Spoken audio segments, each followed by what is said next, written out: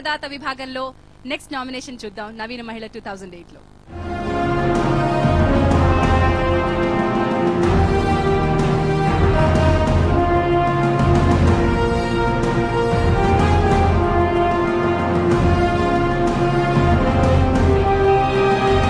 విశాఖ జిల్లా ఎస్కోట అనే చిన్న గ్రామానికి చెందిన గిరిజన మహిళ కాకి దేవుడమ్మ.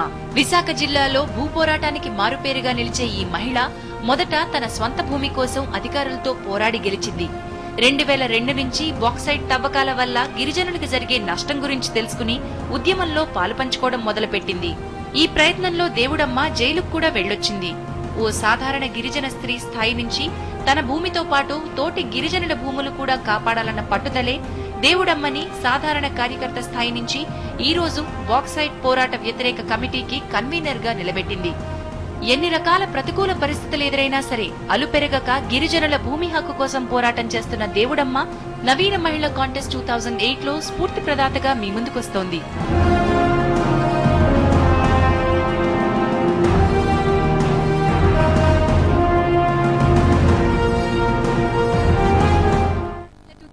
లో స్ఫూర్తి ప్రదాత కాకి దేవుడమ్మని వేదిక మీదకి ఆహ్వానిస్తున్నాం.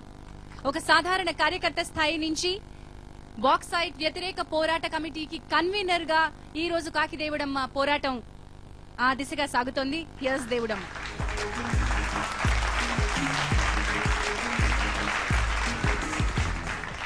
ఈ బాక్సైట్ శుద్ధి కర్మాగారము అని ఫ్యాక్టరీకి తీసుకోవాలని ప్రభుత్వం దృష్టి పెట్టిందండి. ఆ భూమిలో ఫ్యాక్టరీ కడితే ఆ ఫ్యాక్టరీ వల్ల వచ్చిన నష్టాలు అక్కడ ఉన్నటువంటి ప్రజలందరికీ కూడా ఆపేస్తుంది. రానున్న తరానికి కూడా ఆ యొక్క బాధలు మరి అన్నయ్య వెంటాడుతాయని చెప్పేసి మా స్త్రీలందరూ ఒక ఆలోచనలోకి వచ్చి ఎట్టి పరిస్థితుల్లో ఇక్కడ ఫ్యాక్టరీ పెట్టొద్దు అనేటువంటి పోరాటం మేము చేస్తామండి. కలెక్టర్ ఆఫీస్కి వెళ్ళి మేము మరి ఫ్యాక్టరీ కడతామంటున్నారు, మా బ్రతికిలేంటి చెప్పమంటే నేనేం చేయలేను, అది ప్రభుత్వం దృష్టిలోని పెట్టుకున్న తర్వాత నేనేం చేయలేను అన్నారండి. మీ వరకు మేము మా బాధలను తీసుకొచ్చాము, మీరేమో మాకు తెలియదు అన్నారు. అయితే మా భూముల మీదకి వస్తే మేమేం చేస్తాము అది కూడా మీరు పట్టించుకోకూడదని చెప్తాము. కానీ ఇక్కడ ఆ ఫ్యాక్టరీ కడితే ఆ పొగ ఆ నీరు కలుషితమైపోయి అనేకమైన జబ్బులు వస్తాయని ఆలోచనతోటి మాత్రమే మేము పోరాటం చేస్తున్నాము. అలాగే ఈ స్టేజ్కి ఇచ్చేసినటువంటి పెద్దలందరికీ కూడా మా విజయనగరం జిల్లా తరపున ధన్యవాదాలు తెలియజేస్తూ ఇదంతా కూడా మా చాలా సమస్య అండి. మీరు కూడా దృష్టి పెట్టి మాకు న్యాయం జరగాలని మనం చేసుకుంటూ సెలవు తీసుకుంటున్నాం. నవీన మహిళ కాంటెస్ట్ 2008 ని ఈ సంవత్సరం వివాహబంధన్.com వారు ముఖ్య స్పాన్సర్ గా, అలాగే చెన్నై షాపింగ్ మాల్ వారు సహ స్పాన్సర్ గా మీకు అందిస్తున్నారు. స్ఫూర్తి ప్రదాత విభాగంలో 3 గుర్తించాం. ఇక ప్రత్యేక సామర్థ్యం కేటగిరీలో 2 గుర్తించడం జరిగింది. ప్రత్యేక సామర్థ్యం కేటగిరీలో మొదటి నామినేషన్ ని మనం చూద్దాం.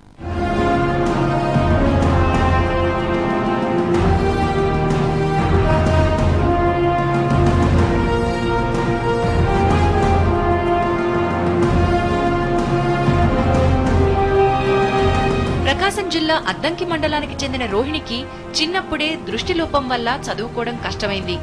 ప్రాథమిక పాఠశాలల పాఠాల నుంచి BA BCom పాఠాల వరకు రేడియోలో విని చదువుకున్న వారితో సమానంగా పోటీ పడగలిగింది. అభిరుచి కొద్దీ రేడియో మాస్కో కార్యక్రమాలు వింటూ అదే రేడియోలో కార్యక్రమాలు నిర్వహించే స్థాయికి ఎదిగింది. చదువుకోకపోయినా హిందీ ఇంగ్లీష్ వార్తల్ని విని ఆ భాషల్లో అనర్గళంగా మాట్లాడే స్థాయికి చేరుకుంది. సమస్యలతో సతమతమవుతున్న వారికి సన్నిహితురాలిగా మాట సాయం అందించేందుకు రోహిణి వినూత్నమైన ఆలోచనకి శ్రీకారం చుట్టింది. రోహిణి క్లబ్ ని ఏర్పాటు చేసి ప్రపంచం నలుమూలల నుంచి ఆమెకొచ్చే ఉత్తరాలకి ఫోన్ కాల్స్ ని సమాధానమిస్తూ ఎందరికో ఆప్తమిత్రురాలిగా నిలుస్తోంది. ఆత్మవిశ్వాసం ఉంటే అంధత్వం అడ్డుకాదని నిరూపించిన రోహిణి నవీన మహిళ కాంటెస్ట్ 2008 లో ప్రత్యేక సామర్థ్యం కేటగిరీలో విజేతగా మీ ముందుకొస్తోంది.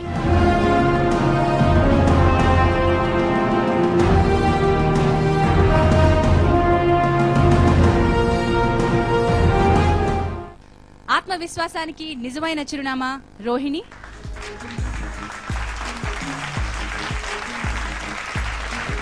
అందరికీ నమస్కారం అండి. రేడియో వింటాం అలవాటు చేసుకున్నాను.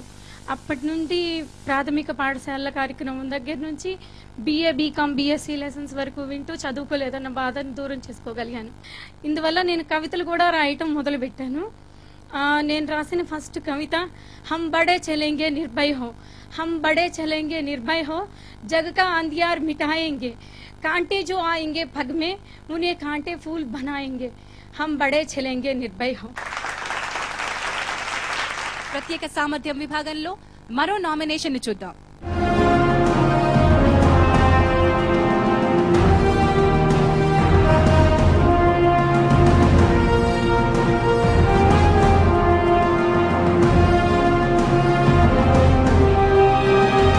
ఈ అమ్మాయి పేరు మమత. పట్టుదలకి ప్రతిరూపం. నెఫ్రెక్టమీ చేసి 2 కిడ్నీల్ని తీసేశారు.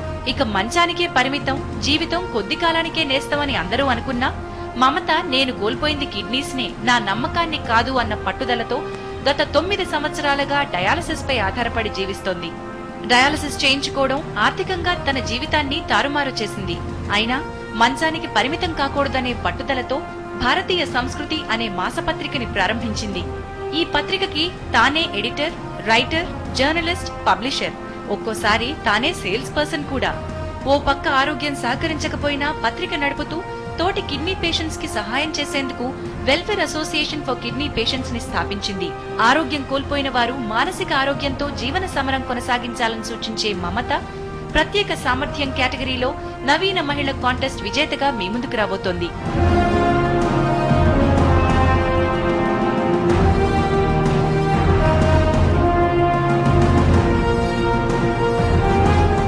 మమతని వేదిక మీదకి ఆహ్వానిస్తున్నాం.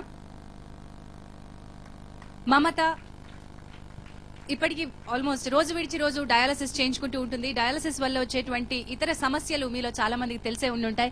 అయినప్పటికీ పట్టు వదలకుండా తన మ్యాగజైన్ ని 3 సార్లు టూరిజం ఎక్సలెన్స్ అవార్డు అందుకునే విధంగా తీర్చిదిద్దింది. 9 సంవత్సరాల క్రితం 2 కిడ్నీలు ఫెయిల్ అయినాయండి. అప్పటి నుంచి నేను డయాలసిస్ మీద జీవిస్తున్నాను. కిడ్నీస్ ఫెయిల్ అయ్యాయి అనేసరికి ఇంకా జీవితమే అంతా అయిపోయింది అనేసి చాలా మంది భావిస్తుంటారు. ఆఫ్ కోర్స్ నేను కూడా ఆ సమయంలో అలాగే ఇంకా అంతా క్లోజ్ అయిపోయింది అని అనుకున్నాను. కానీ నా జీవితాన్ని అప్పటి నుంచి స్టార్ట్ చేయడం బిగిన్ చేశాను.